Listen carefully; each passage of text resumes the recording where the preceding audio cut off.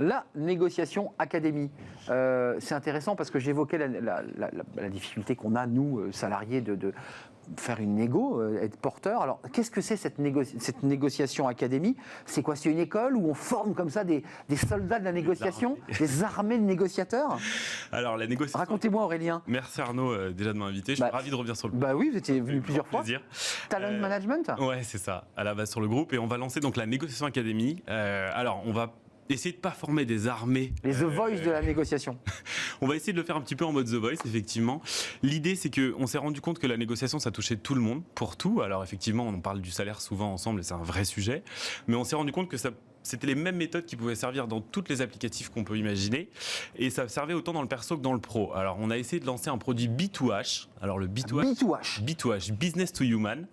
Et la négociation académie, elle a cette vocation-là, c'est de former de manière sympa à la négo.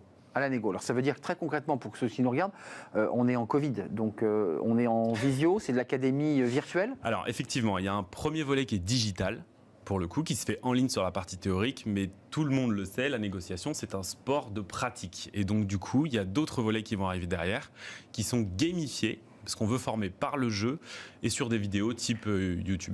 Donc c'est évolutif, on franchit des paliers en visio et ensuite, espérons-le, en présentiel dans votre académie. Aurélien, les conseils pratiques, j'imagine qu'au départ, vous cadrez la négociation et qu'il n'est pas que salarial. C'est dans le cadre de la négociation commerciale, par exemple, et amoureuse aussi. Vous envisagez cette question-là? Alors, on a eu des sujets, on nous a demandé de tester des méthodes Parce qu'en fait, la méthode de fond s'appelle OPEX et elle est basée sur les méthodes des négociateurs d'élite. On a extrait des choses assez techniques auxquelles on n'a pas forcément accès dans les lectures courantes. Et on a écrit la méthode avec ça et on nous a demandé de le tester sur un compte Tinder. Donc on va faire le test, d'essayer ces méthodes-là pour voir. Donc c'est quoi? C'est la façon dont on formule une question? C'est un peu de la PNL? C'est la façon dont on aborde la question? Effectivement, il y a beaucoup d'humains. Beaucoup d'humains. On parle de profiling, on parle de lecture de l'autre. Alors pour revenir un petit peu à la négociation de salaire, quand vous devez négocier un salaire, vous devez comprendre la personne en face de vous, savoir ce qu'elle attend. Et la préparation est indispensable dans la négociation. C'est-à-dire que ce n'est pas uniquement ce que l'on porte à l'intérieur de soi, c'est surtout savoir qui est l'autre et comment on va l'aborder. Exactement. Presque en allant jusqu'à connaître ses goûts, pouvoir l'amener sur des sujets qui le rassurent. Tout à fait. On frôle la manipulation ou on est dans la manip ou on est dans la négo? Grand sujet où on se fait souvent je me suis fait avoir. Je suis tombé sur un négociateur de l'académie. J'adore en parler par contre. Je vous remercie de le lancer Arnaud. On manipule, mais comme un coach manipule. Il n'y a pas forcément de la malveillance dans la manipulation. Oui, le mot manipulation, c'est pas un mot que vous voyez négatif. Pas du tout. La manipulation, elle peut être bienveillante si elle accompagne la personne à grandir. Et c'est ça qu'on va essayer de faire en fait, c'est d'amener un côté bienveillant dans la négociation. C'est pas une science exacte, il faut quand même préciser que négociation académique, c'est pas du 100%, vous leur dites pas on gagne à chaque fois. Surtout pas. Il y a quand même une part un peu d'invisible et une part de jeu dans tout ça. Dans le sport, on gagne parfois, puis on perd aussi. Alors, on a pour habitude de le comparer souvent à la boxe. Comme un sport, comme dans tous les sports, on doit se préparer beaucoup. Les grands sportifs vous le diront, c'est 90% de préparation. On doit savoir prendre des coups, en mettre et se protéger. Et je pense que c'est bien résumé la négociation. C'est comme ça que ça marche, c'est sous les mêmes critères.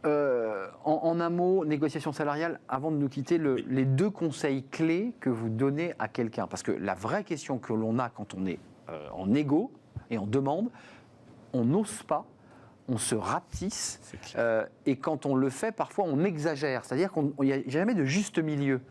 Qu'est-ce qu'on doit faire? Alors, je vais vous donner un petit détail technique pour le fait de l'exagération. Je reviens après sur l'astuce. Ça s'appelle de l'inflation narcissique. C'est qu'à un moment, on veut faire trop fort. Comme on n'est pas assez préparé, on fait un excès de confiance et on bascule dans quelque chose qui est plus modéré. On se prend pour ce qu'on n'est pas. Bon, on peut le résumer comme ça. D'accord. Ça, c'est un excès narcissique. Et puis, il y a quand même les cas de figure les plus importants, c'est on se rapetisse un peu, quoi. Ou on n'ose pas. On n'ose pas. On n'ose même pas en parler. Ouais. Alors, on a dans notre culture un vrai sujet tabou sur l'argent. Et je pense clairement. Sortir de ça, absolument. La préparation permet de conforter. Et du coup, quand on sait où on se place au niveau salaire, on a moins d'illégitimité à l'amener. Et donc, on devient légitime et donc, on a plus de facilité à amener le sujet. Si je dois donner un conseil en termes de négociation pratique, à chaque fois que vous annoncez une expérience, vous donnez le niveau de salaire que vous avez pu avoir par le passé et ça vous évite d'avoir l'effet falaise d'Étretat au moment où il faut parler du sujet. de l'argent et de basculer dans le vide. Et là, tout le monde se met à paniquer.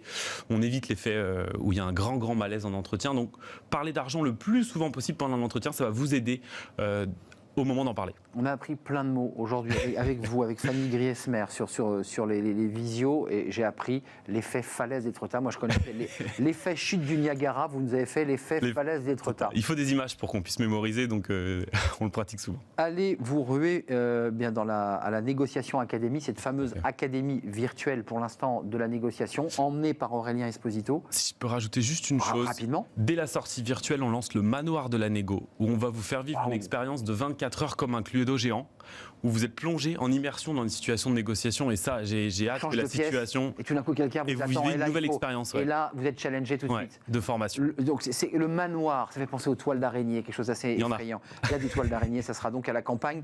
Voilà, on vous a tout dit. Négociation Académie, Aurélien Esposito, Talent Management. Beaucoup de choses à découvrir et à apprendre aussi à travers cette académie. Merci, c'était un plaisir d'être avec vous.